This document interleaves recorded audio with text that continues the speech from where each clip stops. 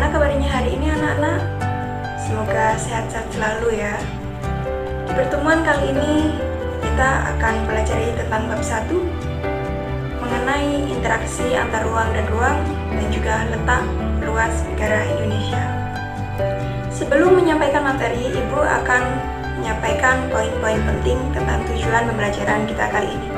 Yang pertama yaitu siswa dapat memahami dan mengetahui apa itu interaksi ruang dan antar ruang. Dan yang kedua yaitu siswa dapat memahami dan mengetahui apa itu letak luas negara Indonesia.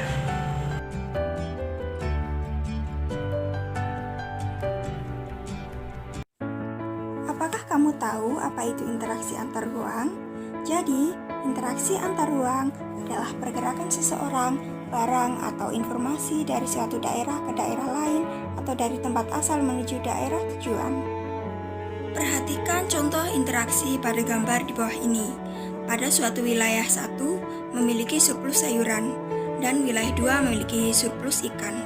Maka antara dua wilayah tersebut akan saling berinteraksi atau saling membutuhkan untuk memenuhi kebutuhan sehari-harinya. Wilayah 1 membutuhkan ikan sebagai bahan pokok. Begitupun juga wilayah 2 membutuhkan sayuran untuk kebutuhannya. Berikut adalah contoh kedua interaksi antar ruang. Coba perhatikan ya. Wilayah 1 memiliki surplus sayuran minus ikan. Pada wilayah 2 memiliki surplus ikan minus sayuran. Pada wilayah 3 juga memiliki surplus ikan dan minus sayuran. Maka yang akan memiliki interaksi antar wilayah adalah wilayah 1 dengan wilayah 3. Dikarenakan dekatnya jarak dan akses menuju wilayah tersebut lebih dekat dibandingkan dengan jarak antara wilayah 1 dan 2. Lanjut pada gambar ketiga. Seorang pedagang pengendara motor biasanya berjalan melewati daerah A. Tetapi dikarenakan akses jalan yang rusak, maka si pengendara mencari jalan alternatif yang lain. Dari ilustrasi tadi, ada beberapa kondisi saling bergantung yang diperlukan untuk terjadinya interaksi antar ruang. Yang pertama yaitu saling melengkapi atau complementary, di mana setiap wilayah memiliki komoditas yang berbeda dan saling melengkapi. Yang kedua yaitu kesempatan antara atau intervening opportunity, yakni suatu lokasi yang menawarkan alternatif lebih baik sebagai tempat asal maupun tempat tujuan. Dan yang terakhir yaitu kemudahan transfer atau transferability, yaitu ketersediaan infrastruktur atau sarana dan prasarana yang menghubungkan daerah asal tujuan. Nah, lanjut lagi pada subbab yang kedua tentang letak dan luas negara Indonesia. Untuk mengetahui letak suatu negara dan luasnya bisa dilihat dari sebuah peta. Peta adalah gambaran permukaan bumi pada suatu bidang datar dan diperkecil dengan menggunakan skala. Pada peta tersebut ada beberapa sejumlah informasi yang menyertainya. Komponen-komponen yang ada dalam peta antara lain yaitu orientasi utara. Biasanya sebuah peta memiliki orientasi arah utara. Bentuk orientasi ditunjukkan oleh simbol berbentuk panah dengan bentuk yang bervariasi. Penempatan pada kolom legenda atau pada bagian yang kosong di muka peta. Selanjutnya yaitu insert. Insert merupakan peta kecil yang ada pada suatu peta untuk menunjukkan lokasi daerah yang dipetakan di antara lokasi lainnya yang lebih luas. Yang ketiga yakni skala peta. Skala peta menunjukkan perbandingan antara jarak di peta dengan jarak sesungguhnya di lapangan. Skala peta ini dapat dibedakan menjadi skala angka dan skala garis atau grafis. Yang keempat adalah simbol peta.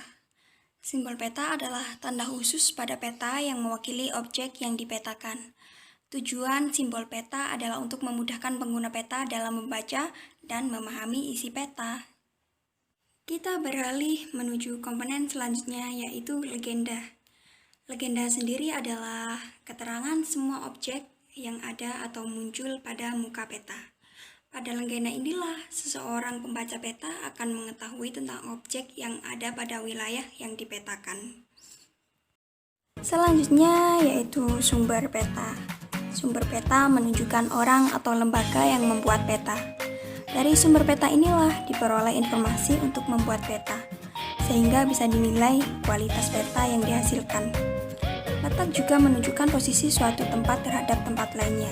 Dalam hal ini, ada tempat yang strategis, terisolasi, dan seterusnya. Dan komponen yang terakhir yaitu garis koordinat.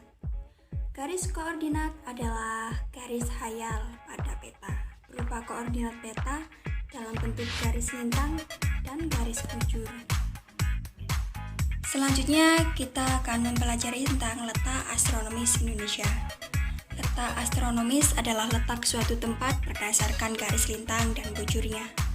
Berdasarkan letak astronomis Indonesia berada di antara 6 derajat lintang utara sampai 11 derajat lintang selatan, dan antara 95 derajat lintang timur sampai 141 derajat lintang timur. Karena letaknya tersebut, Indonesia termasuk ke dalam wilayah tropis. Wilayah tropis dibatasi oleh lintang 23,5 derajat lintang utara dan 23,5 derajat lintang selatan. Ada dua garis di dalam peta yang biasanya disebut dengan garis lintang dan garis bujur. Garis lintang adalah garis hayal pada peta atau globe yang sejajar dengan khatulistiwa. Garis lintang dipergunakan untuk membagi wilayah iklim di bumi yang disebut iklim matahari. Sedangkan garis bujur adalah garis hayal pada peta atau globe yang menghubungkan kutub utara dan kutub selatan bumi. Dan bumi dibagi menjadi 180 derajat bujur timur dan 180 derajat bujur barat. Perhitungan garis bujur 0 derajat dimulai di kota Greenwich, Inggris. Sedangkan garis bujur ini sendiri digunakan untuk sebagai pedoman membagi wilayah waktu. Berdasarkan keputusan Presiden Indonesia nomor 41 tahun 1987, Indonesia dibagi menjadi 3 daerah waktu. Yang terakhir yaitu letak geografis. Letak geografis adalah letak suatu negara dilihat dari kenyataan di permukaan bumi. Letak geografis Indonesia di antara 2 benua dan 2 samudra, yaitu benua Asia Australia dan Samudra India Pasifik. Selain itu, negara Indonesia juga berbatasan dengan 10 negara, baik batas darat maupun laut. Di antaranya batas darat yaitu negara Malaysia, Papua Nugini, dan Timur Leste. Batas laut, Malaysia, Papua Nugini, Timur Leste, Thailand, India, Singapura, Australia, Vietnam, Filipina, dan Palau. Batas Indonesia juga dapat dilihat dari posisinya. Dari sebelah utara Indonesia ada negara Malaysia, Singapura, Palau, Filipina, dan Laut Cina. Di sebelah selatan Indonesia berbatasan dengan Timur Leste, Australia, dan Samudra Hindia. Pada sebelah barat Indonesia berbatasan dengan Samudra Hindia, dan sebelah timur Indonesia berbatasan dengan Papua Nugini dan Samudra Pasifik.